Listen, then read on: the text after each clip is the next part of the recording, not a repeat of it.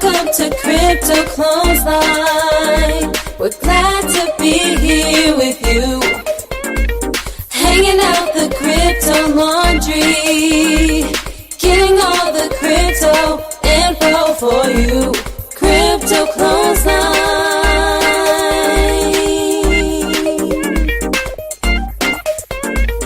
Crypto Clothesline. Hello, Amy Rose. Hello, Vidi. How are you going? I'm well. Thank you for asking. How are you going? Pretty epic. I don't know. I just feel like everything's really good. Yay, yay. I think we're in an incredible time in history. I mean, we have our challenges and we're jiggling and juggling all these mama working roles and what have you, but it's an incredibly stimulating time to be alive. It is. And you know how we interviewed JP Parker a long time ago? Yeah. On the Crypto Clothesline podcast, JP was our first guest and she talked about being on the ground in the beginning of the internet days. She was laying the plumbing, she called it. And being in blockchain technology, absolutely right, Abidi, we are in an amazing time. It's so exciting. It's like apparently not even thinking about crypto, but the blockchain technology market on a whole by the end of 2024 is apparently going to be worth like $20 billion. Like it's going to be huge. And we're so lucky to be in it at this time. Well, when you spoke about JP Parker, it brought to mind very recently we got an email and it's from a lady that we're working with. But she talked about the fact that she was really inspired by this podcast. And we thank you so much, Amanda from Living Room of Satoshi, for that beautiful email. And Amanda will be one of our future guests. But she talked about the fact that listening to JP Parker just gave her such a sense of ease because coming into the space as a woman and being fairly new to technology, she had this sense of like, oh, it's all too much. How could I possibly? I mean, this is my reiteration of it. But in effect, I had the same experience listening to JP. I just felt so assured. I felt so comforted by the way that she was able to address concerns around AI, around future, where we're going. Is it frightening? Is it wonderful? I feel like JP has such a balanced outlook with all of that. I highly recommend everyone check out that interview. We are talking about Cohen and Anouk Pinchetti on the podcast today. And they are both spearheading blockchain technology in the country and they're doing an amazing job. We love these two people. I mean, I do, and I'm pretty sure you do. Like, we love these people, like, maybe too much. I think the feeling was when we were at BlockConscious, when we all got to meet in the flesh, was there was this sense that, you know, and you know somebody digitally, you know them online. And then there was this beautiful, beaming, happy, smiling face. And you and I walked into the room. It's like we walked into the room and this wide open armed hug, you know, this little person who came not little, but, you know, she's shorter than me. She just came flinging herself like a huge hug. It was much warmer than the hug you get from your own family. And it was like we were reunited after, 20 years of not seeing each other. And it was a completely new friend. I love Karen Cohen. Me too. And Anouk, I love them both. And that warm feeling, that is such a good description of what Karen resonates. We're on the couch in this interview. We're sitting down and they're really comfy couches. We nailed the perfect place at this event at BlockConscious to do our interviews. And I wanted to huddle in, and sort of cuddle because, I don't know, she feels like a sister or, a bestie. Anyway, I'll stop being creepy now because she's probably going to listen and just be like, okay, so we're going to steer away from that crazy lady. But also, like with Anouk, we were clearly interviewing Karen on the day and he was lurking on a nearby couch. We'd kicked off his shoes. So it was really true that this interviewing space turned into like a little private hub for people to bring up their coffees and have little chats and just hang out. It felt like we were the cool kids. It really felt like in creating that little L shape and we had our banners everywhere, people would like, can I come in? Are you guys recording? Is this okay? And we just sit there. The most stimulating conversations were taking place on the couches. That's right. And that's exactly like Oprah and Ellen. That's why they have comfy couches, because as soon as you sit on them, you're like, oh, let me unload. Let me tell you how I'm feeling.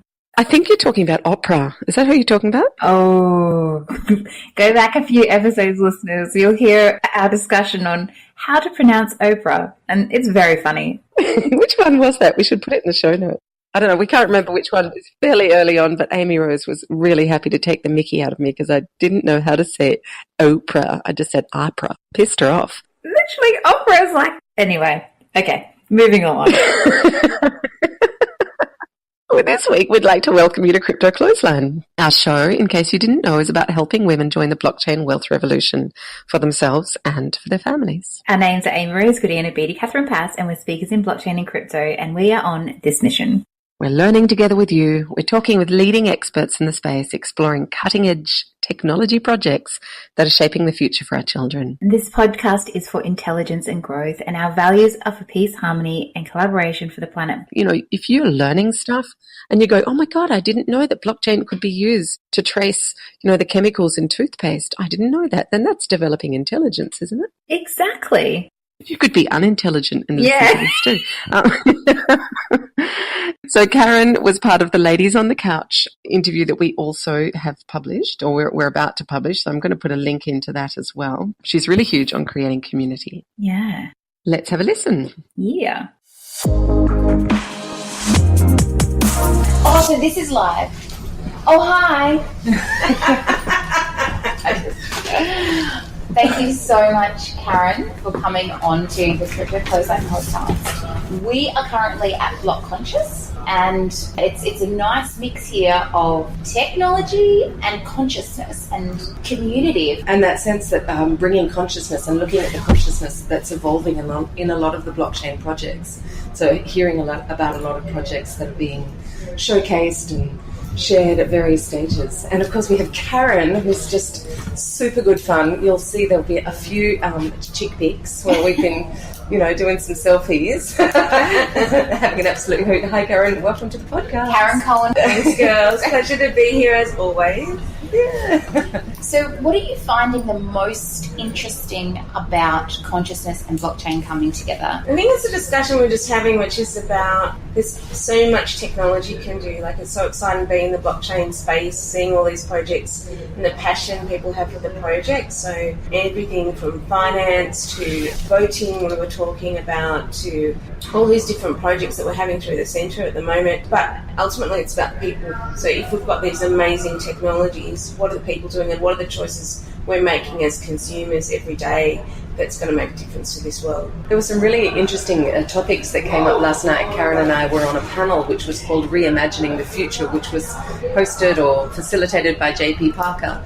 So welcome to our panel, Reimagining Our Future. With us, we have 6 vision holders.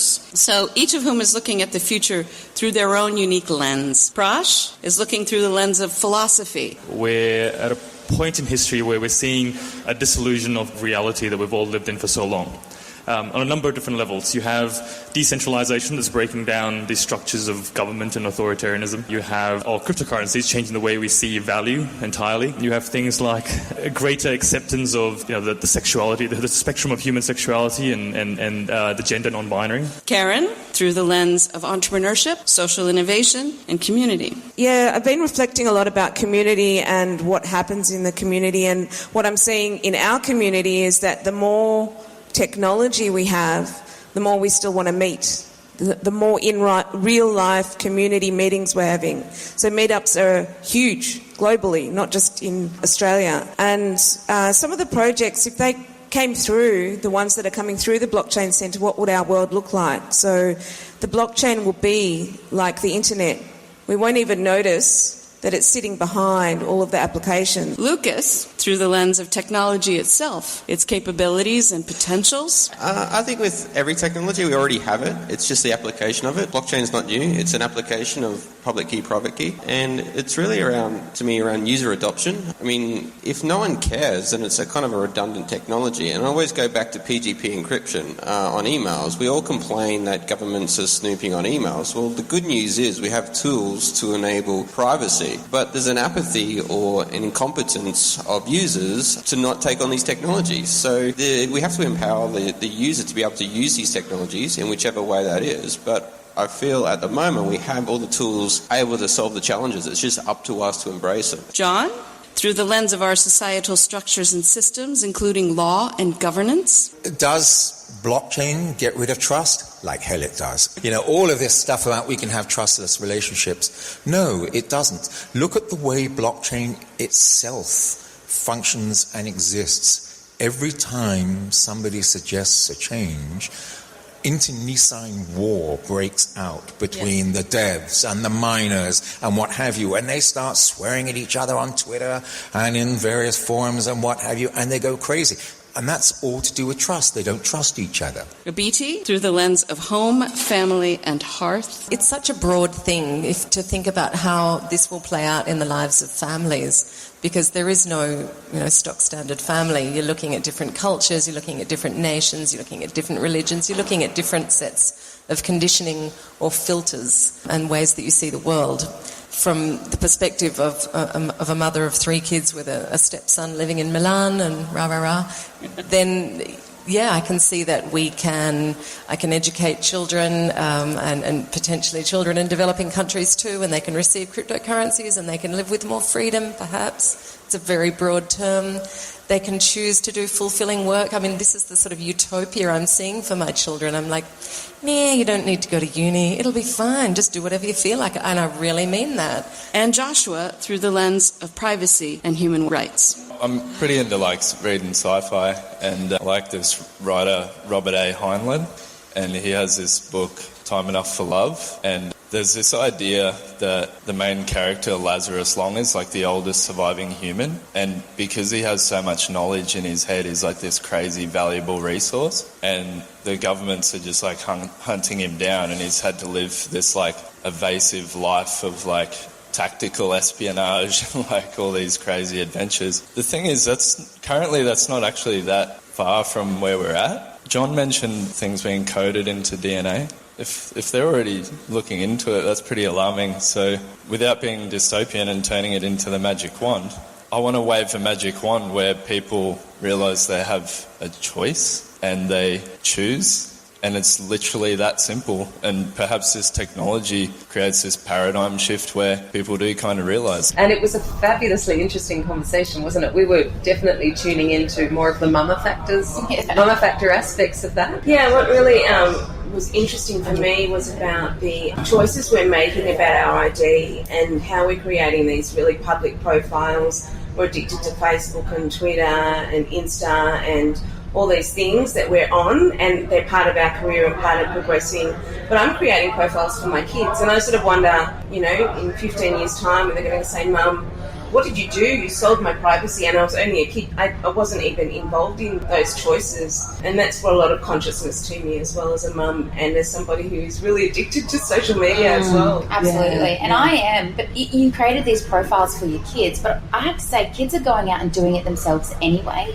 And I'm not going to say I'm this mum, but when I was growing up, I had interactions with other friends' mums who were like, if you decide to do drugs, if you decide to have sex, do it under my roof. Because I don't want you going out there and doing all this crazy shit that I can't protect you from.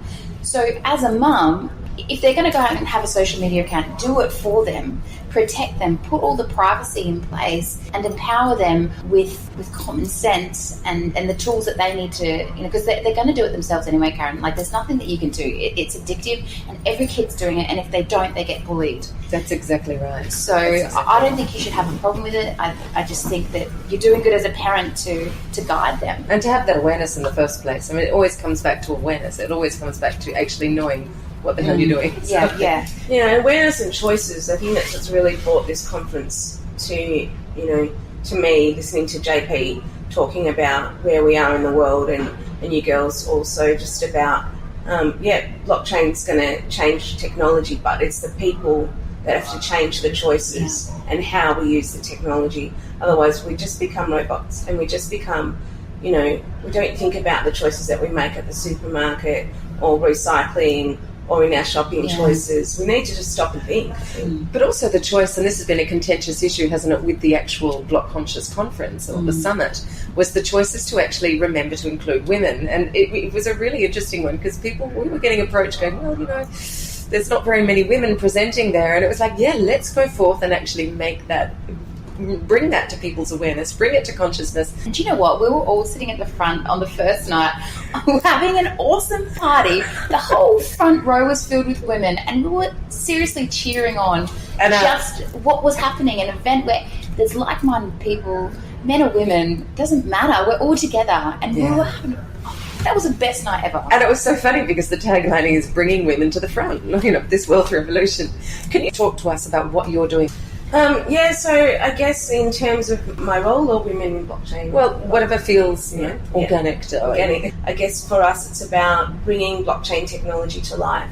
So it's all about speaking to everybody who's interested in the space.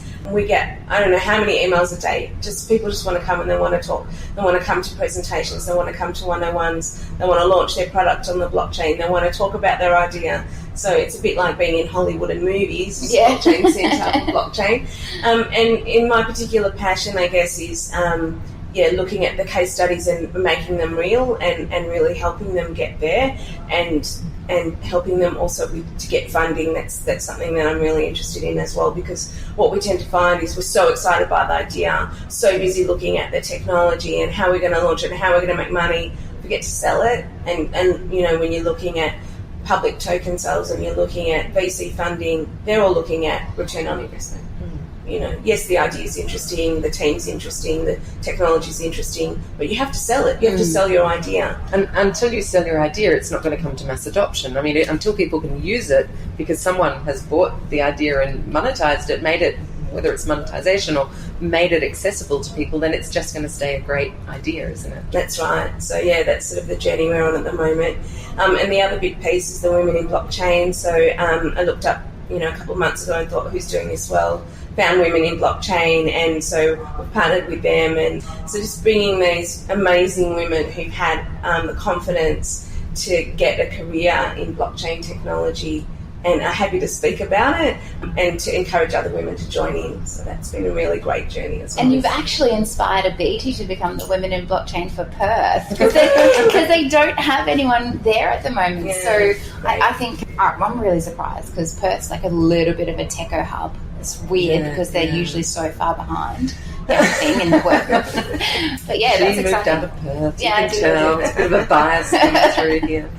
Yeah, no, it's true. I mean, it's an interesting aspect because we get so busy doing what we're doing in our lives as women, as mothers, and when we talked about the fact that coming to BlockConscious in order to bring the awareness of women in this space up, onto the podium, literally, so to speak.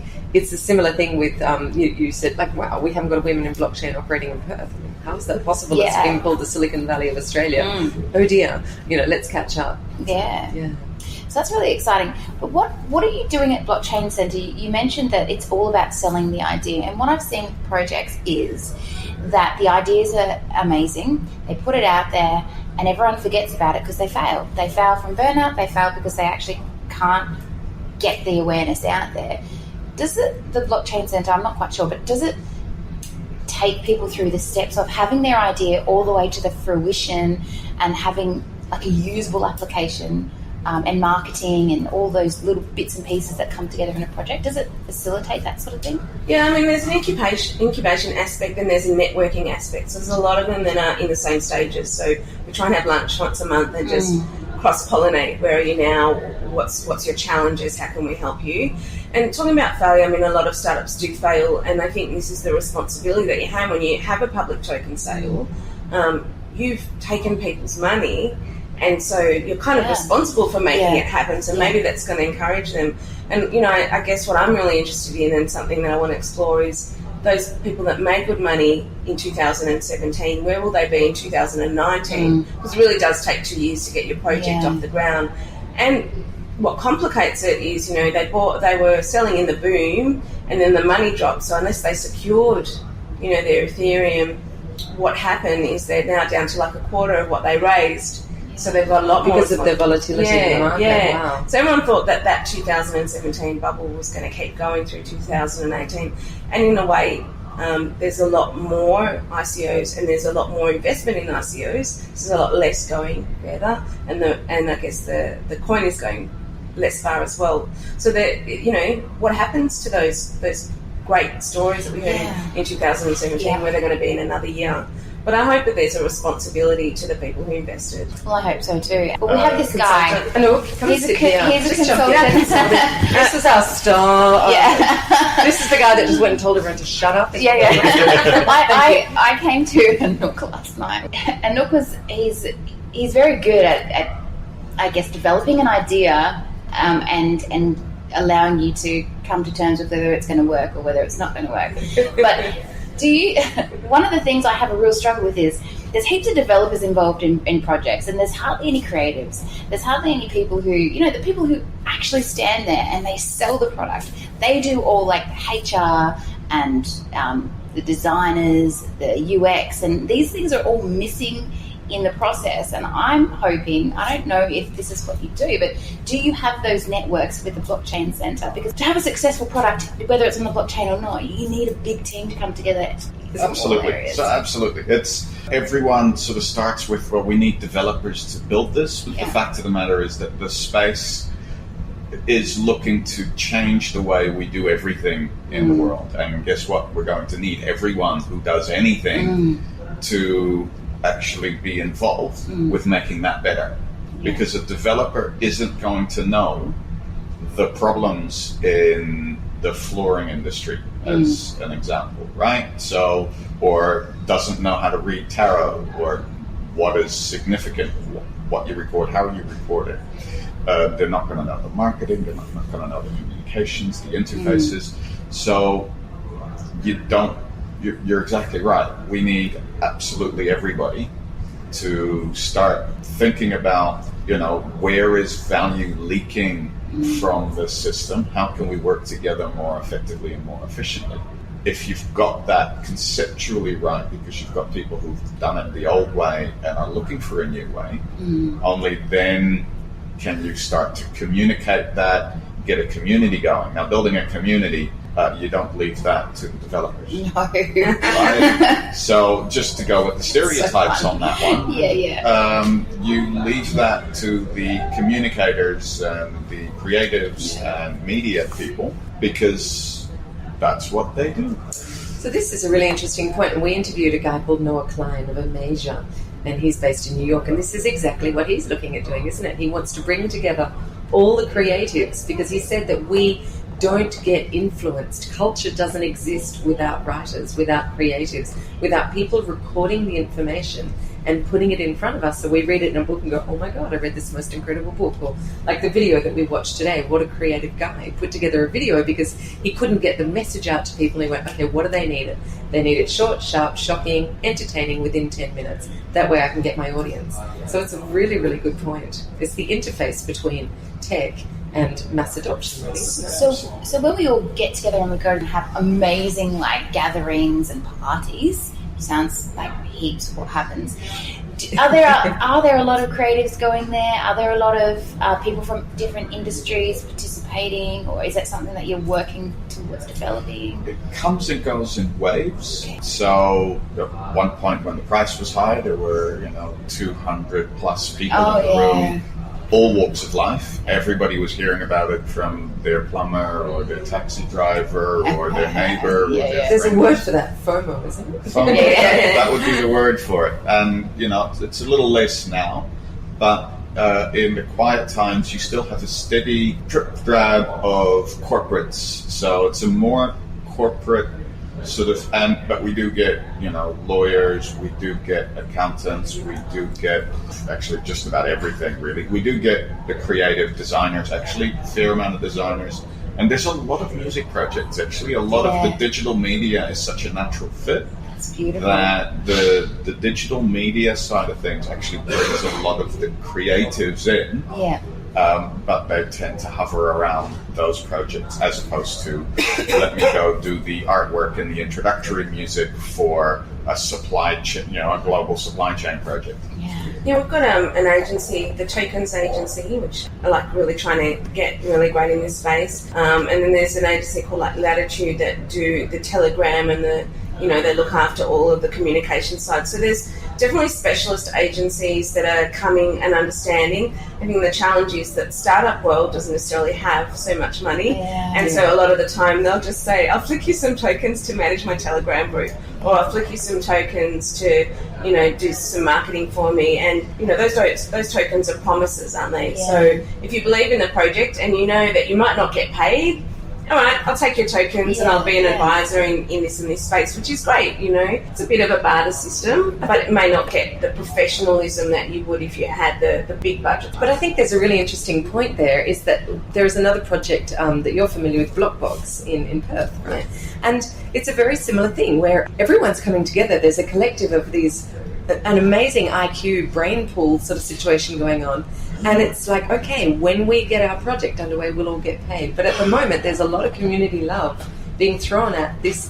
And it's not even necessarily an ideal. It's just this desire to be part of something exciting with momentum. There's a lot of I think it's actually a fostering community in a really fresh way. I love what BlockBox is doing. I actually had a look at their website, and it's almost identical to what we're doing. So, that's right. That's what we love about both of you. We want to see you guys work together. Hey, Martin.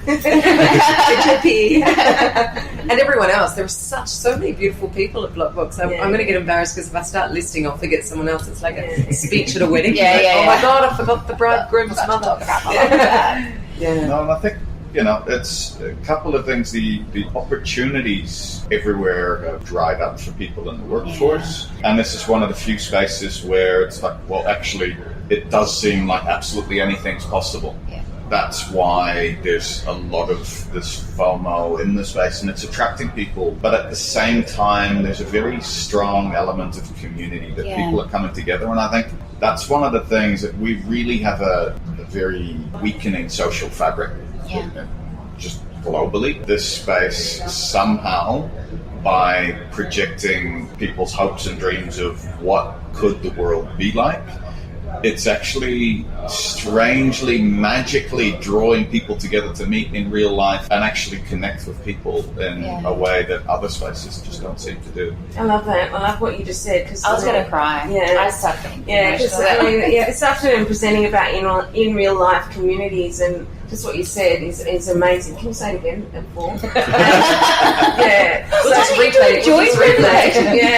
Because it's true. There's something about the blockchain community that is different, and it is about hopes and dreams and connecting on a different level. I've only been in it a year, but I've never been in anything like it. It's very fertile, isn't it? It's the energy, it's positivity, it's change, it's hope. You know, these people, like one of the people in our centre, you know, who was offered like a hell of a lot of money to work for Oracle as an architect, and he's gone, no, I'm going to follow my dream. And follow my dream, this is my idea. Bless him. You know, and some of those challenges are really big, you know, some of the things that are happening through these projects and the way that the public can view you once you're listing a public token, you know, calling you a scam artist or, you know, mismanagement, or like everyone feels they've got an opinion. But gee, it's these are pioneers, you know, and we really got to support them. So really exciting time. And when you talked about community as well, it was touching on what was mentioned last night in the panel. I think it was Dr. Prash that he mentioned the fact that we're actually returning to some really indigenous cultural values, and we think it's like, oh my God, blockchain in a euphoric sense could be bringing us back to, you know, simplicity, connection, time together, because we've all got the cash to live. You know, we've all got the resources to live without having to work such long hours, rah-de-rah. And that's, I think that's also part of the community. This access to potentially such an amazing growth, so that we can actually sit back, relax, not have to worry about making money to pay the rent, and be in a community, connect, take care of each other, take care of our sick and dying, take care of our kids. You know? So in that sense, well done, you guys. Thanks for coming up. Yeah, thank you so much for having us. Yeah. Thanks, it was fun. That was pretty cool. It was kind of like the podcast version of a photo bomb, because at one point Anouk changed couches and jumped from one couch into the other. You can see this on the Facebook Live, by the way. Do you know why he did that? Because he wanted to huddle. You know how I talked about in the beginning, like, you just want to snuggle? Yes. Well, thanks so much, and I look forward to talking to you again next week. Ciao. Bye. Hi, you've called a BT And Amy Rose at Crypto Clothesline. Leave a message after the beep. Okay, 3, 2, 1, ready? I would like to know how your partners /husbands /better halves are coping. Because from what I can see, all you do, you ladies, is talk about crypto, and you talk about yourselves, and you talk about, blockchain and all this hullabaloo about the future. But I actually feel for the men, if there are any in your lives, because quite frankly, I think you're a little neglectful. It's clear that you are spending all your time doing this stuff, and you really need to learn your roles in life. You need to get back into the kitchen. You need to clean your house up. You need to clean your brain out. You need to get on with your lives. Crypto Clothesline.